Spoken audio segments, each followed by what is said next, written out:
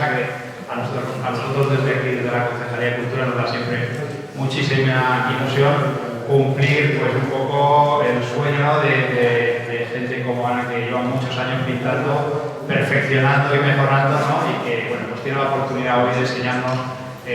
su obra y que podamos disfrutar de ella durante las próximas semanas. Pues yo es que siempre me ha gustado dibujar y pintar, pero ahora llega el momento que digo, tengo tantos cuadros, ¿qué hago yo ahí? Los tengo y a lo mejor hay gente que le gustaría verlo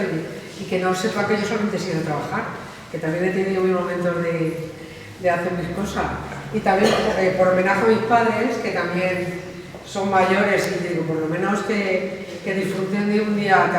tan bonito como este, que ellos también se sienten orgullosos.